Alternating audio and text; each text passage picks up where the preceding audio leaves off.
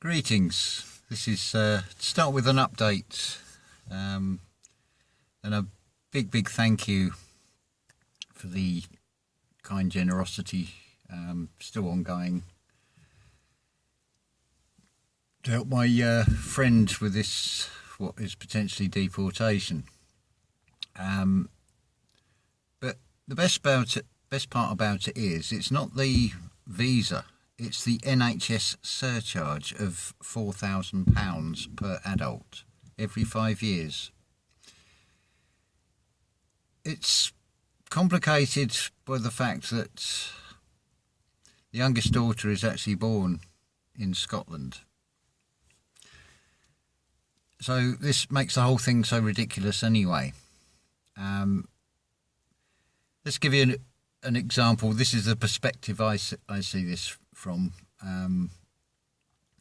If a person is born somewhere and they work, they pay taxes and national insurance. What's the difference between that and someone who wasn't born in a particular country but lives there and still pays taxes and national insurance and so on? The government, the system is still getting the same amount of money. So why all this legalised extortion, basically? But we're not going to dwell on the negatives. As things stand, yes, it looks horrendous. Imagine, put yourself in the position of the person not knowing where you're going to be by the end of October. The uncertainty of it all is a worry in itself. But everything is sent to us as a test. It is all a test upon us. So let's take this first off from a mortal perspective only. So this depends on two things, time and space. So we can go back, say, just 3 generations. So it depends on when your grandfather happened to be and when he met what would be your grandmother and how they got together. And then obviously your parents. That's just the physical bodies. You've got all the geography, the timing. If this person hadn't met that person, if this person hadn't done that particular thing on a particular day. So that on itself is a complicated, unique story for everybody.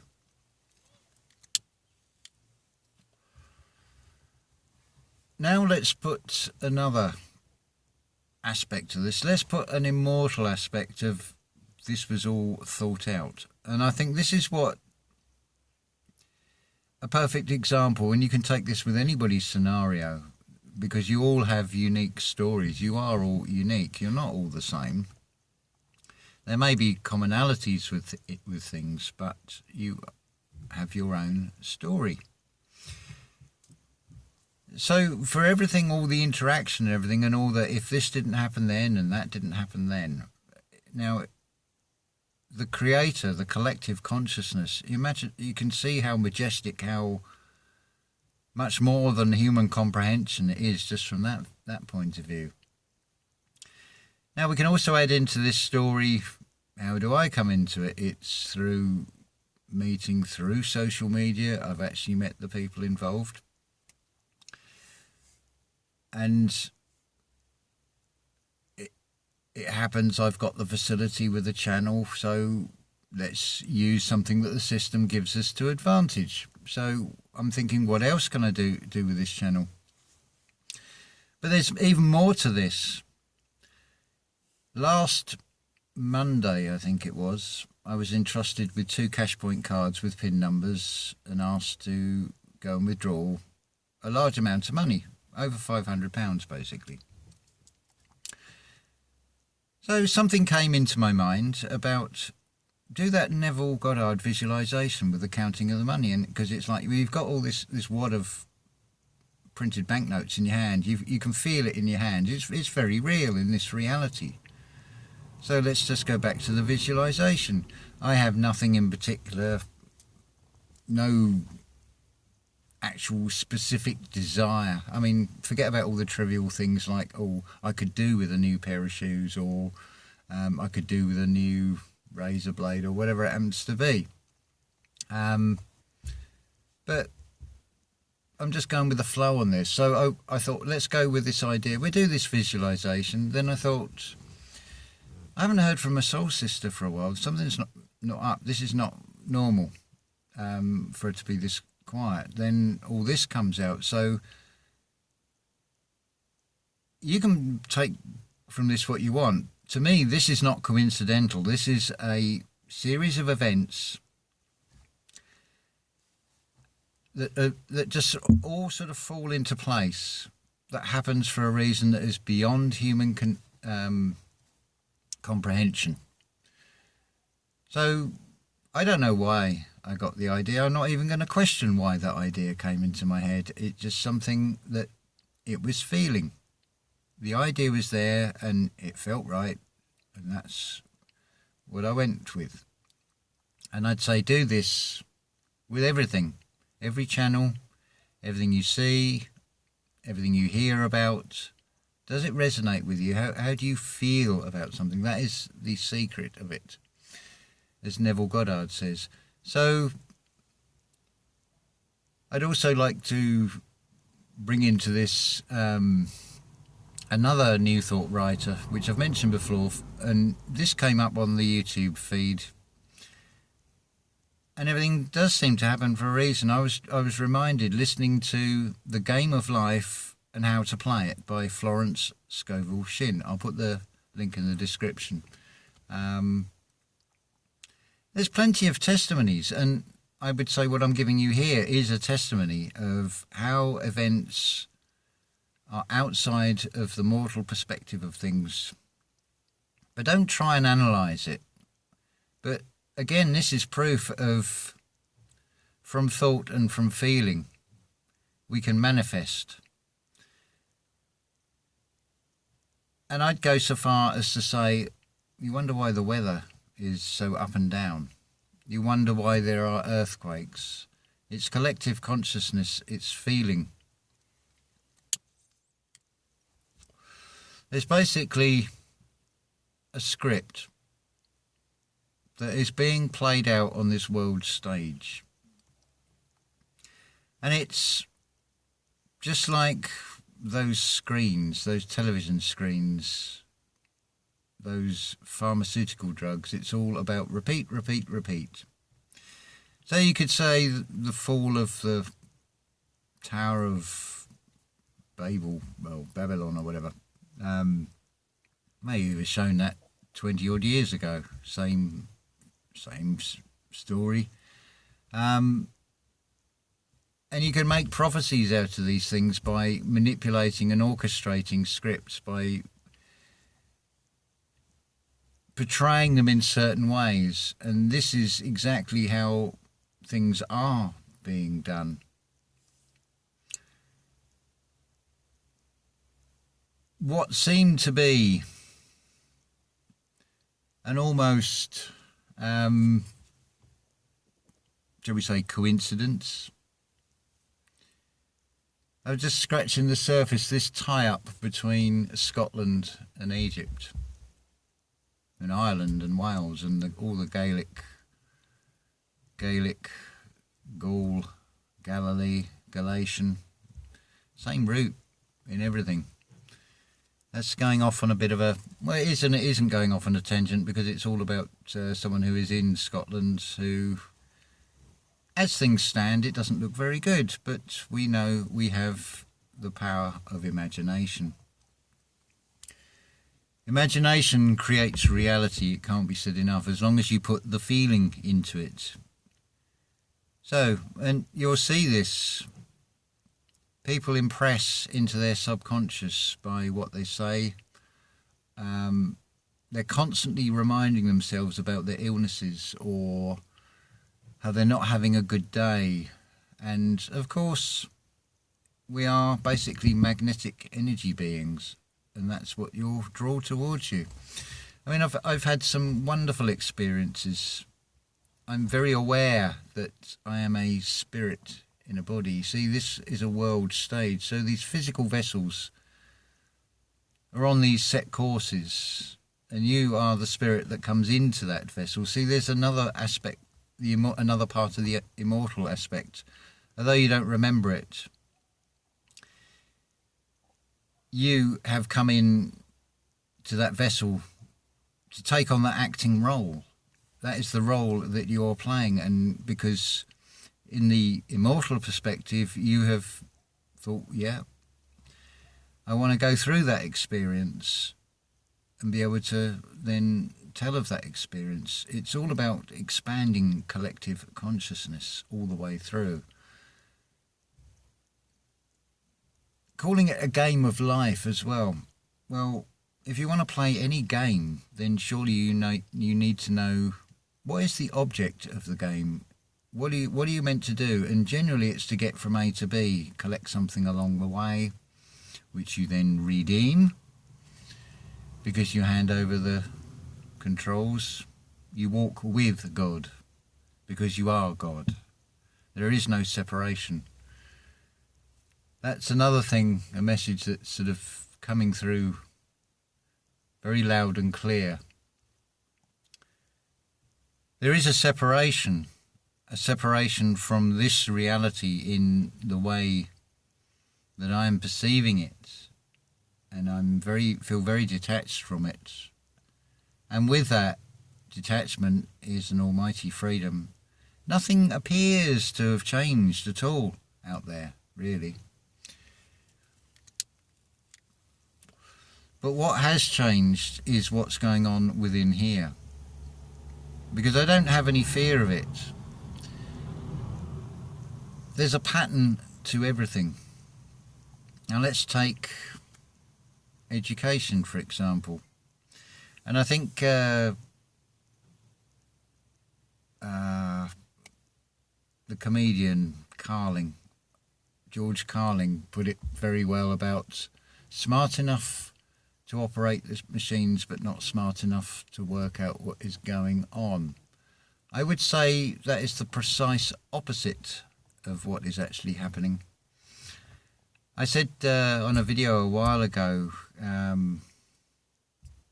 it seems that there are some of us that are left alone, don't really get strikes on channels, and what is in store for us.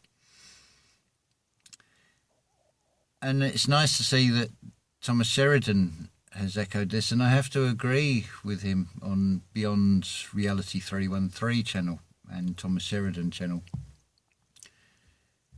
that you got to ask yourself, in all honesty, as we go into this new age, when you look at the narcissistic behaviours and the selfishness of so many people, do you really want them into this new reality that we want to turn into something better if we're doing it in this mortal realm? And it does seem to be that everything within the mortal realm, within this reality, stays in this reality. There's no escape, no physical going through portals and things and such nonsense. In the metaphysical, the greater, then yes, there's an awful lot going on in the unseen, as I think this current situation with my soul sister is very much a prime example for today.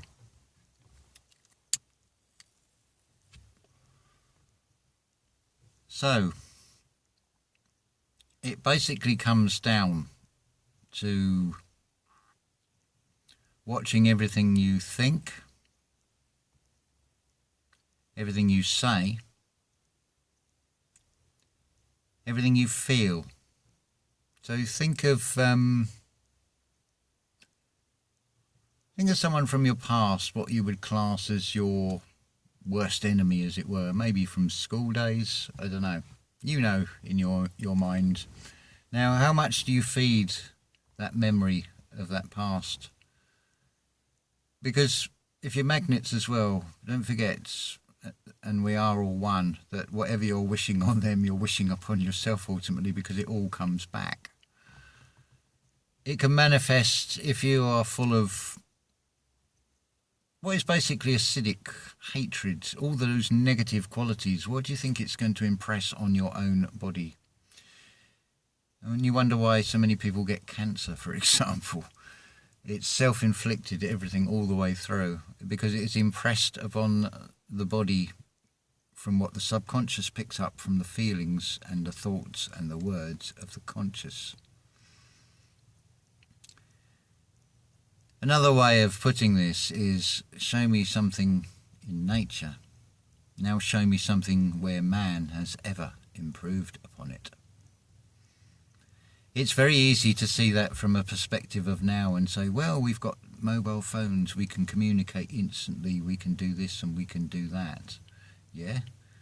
Well, explain how tribal people of Australia can know things way before this technology existed. How do I sometimes pick up on feelings? Why do certain people come into my mind at certain times and I feel compelled that I need to get in contact with them because I feel something might not be right, or they're sending out a signal that's going into this collective consciousness. Oh, my ears are just it's gone up a pitch in the ringing. It's in this left ear. It seems to be almost like a confirmation. I'm amazed, actually. Well, not amazed. I'm observing that with Pippi Onastring, when she does these tarot readings, how Romeo the cockerel will crow at all the key moments, how Levette's dog Kelly will either make a sound or you'll hear her pause on the laminate floor at key moments when Levette is saying things. See, nature and spirit go very well together. You think about it, the yin and yang symbol in a circle. You've got the S and an O together, organic and spiritual. They fit together like hand and glove and should be working together, co-creating. So let's green up this world. Let's make it plentiful. Let's have that feeling of abundance in ourselves, and let's not draw towards us the negatives, because it really is that simple on how you change reality. This system will do everything it can to convince you that you are your personality, you are this physical vessel, and you'll end up working against yourself. Unless you think that maybe working 40 hours a week till you're 65 or 70 or whatever, and then if you're lucky you might get 20 years of retirement where you can enjoy yourself as you've become so physically worn out that you cannot do the things that you once wanted to do. But of course, again, system programming. You're as old as you feel is the saying, and the feeling is in the secret. I have no doubt about age reversing and impressing that into the subconscious, and I have no desire to actually age reverse. I'm just quite happy to just no longer age, so time will tell on that one. But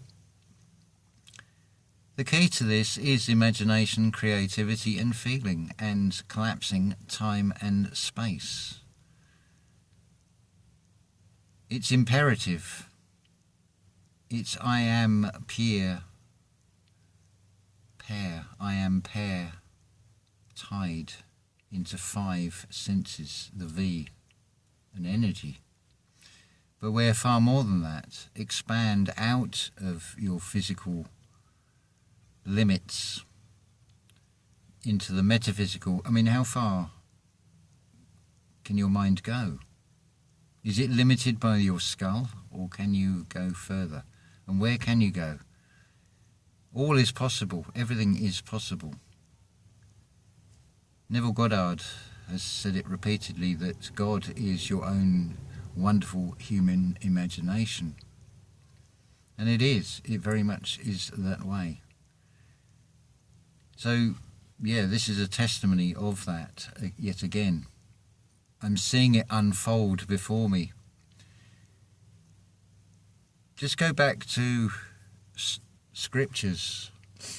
Forget about all the overlays onto it that have been added, because there are many. But if you go back to the original basic story, it's your autobiography. It is all about you. It is just states to play as you go through this spiritual journey from Genesis to Revelations, and then all will be revealed. The keys to the kingdom will be given to you if you choose to find them. There's where your free will comes in. And with that free will as well, you can have good thoughts or you can have bad thoughts. So which do you think is going to be the ones to have? I shouldn't think that's requires much thinking, really. So everything outside of you, just see everything in the most positive way.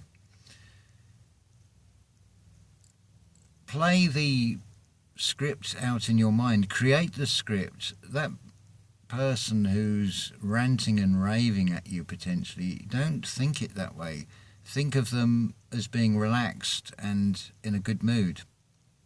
Wish them all the best. Wish them a lottery ticket win or something. Whatever makes them happy. And by doing that, we do collectively change everything. It's reflected in the heavens by day, not just by night. It's not just the stars. Just look at the weather. Why is it so erratic? Yes, there is probably some manipulation to it and some geoengineering aspects to it, but then it opens a Pandora's box. But I'm more of the idea that it is a collective feeling, and if that feeling is so confused, why is it any wonder that we're having confused weather? As people are seeing the cracks in what they thought was this reality, well, it's manifesting itself very much as cracks in the earth, as earthquakes and tremors and fires and floods. It's humanity that is doing it to itself by being led by a script, because being allowed, you're allowing something else to write a script, and then you ask permission. And you want to marry someone, you want to marry someone because it's an agreement between the two of you. But everybody seems to want to have this display of it and show everybody else, when surely if you're going to get married, then you're going to be displaying it in your actions and people will see it anyway. Rather than this grandiose look at me type ceremony. And then of course there's that whole aspect of asking permission from a dead entity, saying please allow me to get married, when surely it should be a partnership between two people. No third parties involved, but we give away our power so easily by asking permission. But of course, it's all in balance, isn't it? You would be very inconsiderate to just put up a building, and it's going to cause an inconvenience to other people, like putting the neighbour's garden into shadow or something. So in some ways, there does have to be rules there to protect humanity from itself, just as there has to be police to police people, to protect them from themselves, because people are their own worst enemies. But they are only their own worst enemies because they are easily led. So, again, I have to agree with Thomas Sheridan. It's like maybe this whole experiment with the needlecraft is actually a good thing. Maybe it's just another filtering system, like with education, to pick out the bright ones, to find the ones that have got that imagination and creativity in this system-led way of trying to find the spark of creativity, which they will never find, by the way. So the secret is in the mystery, it's not in the history. And why would you even want to try and pull it apart if it's functioning all right? If it isn't broken, why try and fix it after all? So, yeah, it helps to have an understanding of these things, but it's not essential. You can drive a car without knowing how to actually cast the engine block and get all the minerals and things together and start from scratch and get the rubber for the tyres out of the rubber plantation. So just go with the flow, go with the feeling, and just make sure what you're putting out into that conscious field is your highest thoughts. Start playing God, because you are God at the end of the day. You just don't know it. We just need to remember ourselves. Now, how you want to be remembered, how you want to be seen, what you want to do, how you want to play, you have the free will to do that. But I consider the balance of how it impacts everything else around you. But you are essentially your own universe, and what you put out in the field and the interaction with all the other universes, which you all are, which creates this flower of life pattern between us.